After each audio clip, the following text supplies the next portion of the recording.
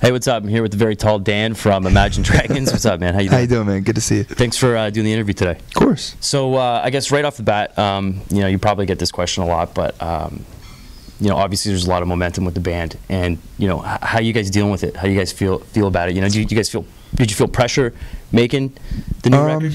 You know, of all the hype. Luckily, you know, it's been we had a long 4-year grind up to this point. I think it really helped prepare us to kind of, you know, it's for us it seems like it's been more of a slow build. I know to the general public it kind of seems like it's a skyrocket because this last year really has been that. Yeah. But having those 4 years to kind of prep us, I think really helped. Yeah. So when It's Time, you know, started to, you know, when it hit and people really started to connect with it, you know, did you have a moment where you're like, okay, this is like really happening, you know, this is going to the next level? Man, I think every day is kind of, it's been like, whoa, kind of, you know, I don't know. I never prepared for that. You know, I wrote that song really at a darker time in my life, never thinking it would play on the radio or that anybody would really hear it. And so, I don't know. In that sense, I really was unprepared. To see that, you know, people have connected with the song in the way that they have, it's just a really great feeling as an artist, you know, to see that there's a lot of people out there who, you know, can understand a general emotion or feeling of, you know, wanting to be true to yourself. Positivity has a lot to do with this band, right? You know, being positive. I mean, is that cool that, you know, a song that was negative or came from a negative time, you know, was able to, you know, it's a huge song, and you know, it really propelled you guys, and the fact that it's, you know, now positive. Yeah, I think, you know, that's art. That's what art is for, is to help people not feel maybe so alone. You know, not to say that our record is all happy. You know, there's a lot of darker songs on it, but you know, sometimes it takes a darker song for someone to feel, you know, like somebody else out there kind of understands what they're going through. So yeah, you know, I don't know if we never set out saying let's be some positive band or something. You know, we're just trying to create music that resonates with us, and to see that, you know, that it communicates that way to other people, it's great to hear that. How you guys doing with the press and stuff, you know, like having to do interviews all the time? Are you guys like burnt on that stuff yet? Or is it still a blessing? No, I think it's a blessing. Yeah, I think if there's a day as an artist where you're like, man, I'm so tired of people caring what I have to say, like, you know, I'd be like, all right, well, you don't deserve to be doing what you're doing, because there's a million other people who are great artists, you know, that we've met throughout the years that deserve to have the spotlight. And so, no, yeah, I don't think that there's been a time yet where I'm like, you know, no, I'm not going to tell you about my band, you know. I hear that. Vegas, I got to ask about Vegas. You know, I guess not too many bands, or at least, you know, bigger bands are from Vegas, other than the Killers maybe. And, you know, I just wondered, you know, did that affect the music you guys make, you know? Yeah, I've noticed lines about greed and, you know. Totally. Yeah, being from Vegas, I don't think you can help but be influenced by the city. You know, it has such a personality in the sense that it's void of culture, you know. It's a crazy town, man. Yeah, it is. And so, you know, all the glitz and the glamour and the lights and, you know, the loud noise, kind of a grandiose city. It's larger than itself, you know. And so I think it definitely influenced us, you know, especially because we played in the casinos a lot in our early days, and we're competing with slot machines, you know. Right on, man. I got to ask about the video for the new song. Radioactive. Yes, thank you. No worries. Very Jim Henson, and you know, I gotta bring that up. You know, sure. Are you guys fans of Jim Henson? And loved Labyrinth. Stuff? You know, that movie was incredible. David Bowie's Bowie. Package. It was a kids movie. I was gonna say it's my favorite part, but no, you know, yeah, I think we really I think it's as important as an artist to both take your art seriously, but not to take yourself too seriously. And we kind of wanted to branch out a little bit on that video and do something that was a little more out of the box, unexpected.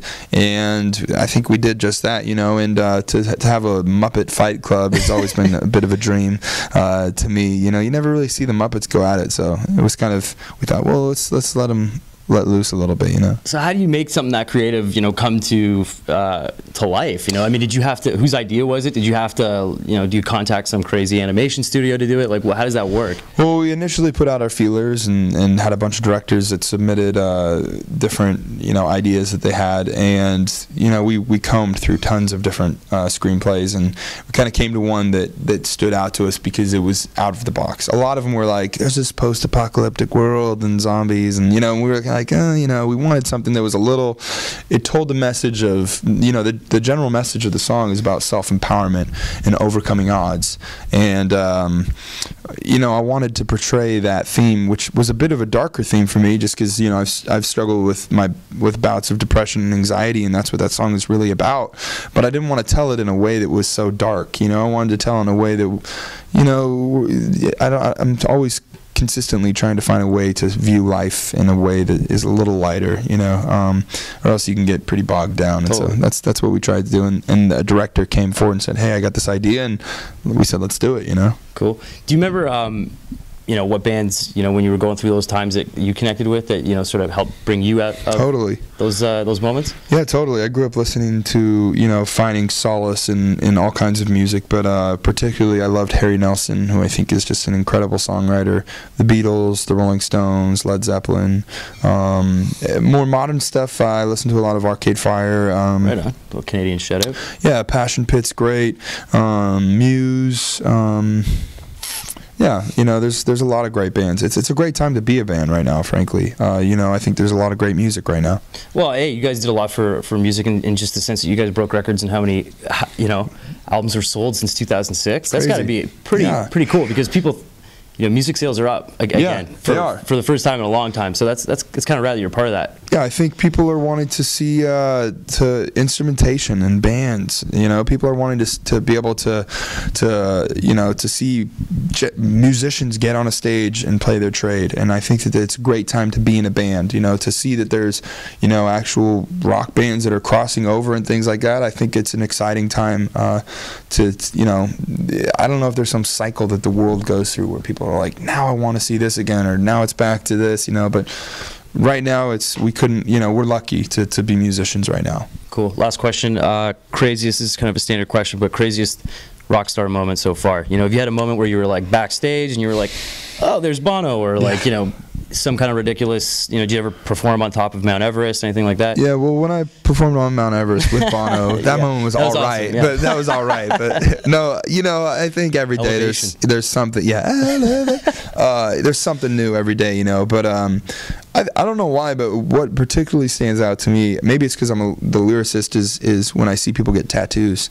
Always never ceases to make me be like, whoa, you know. I remember the first time that I saw a fan have a tattoo, thinking in my head, you know, I'm going to make sure that every lyric I write has real meaning to me. You know, what if you were like at home one night and you're like, bah, here's a stupid lyric that my younger brother like said, and then somebody got it tattooed on their arm and you're like, oh shoot, you know. So I always, it always kind of takes me aback a little bit, you know, to see that. Cool. I love that you guys keep stepping it up, man. Awesome. Appreciate it, man. Dan, nice to meet you, man. Yeah, Cheers. you too. Thanks.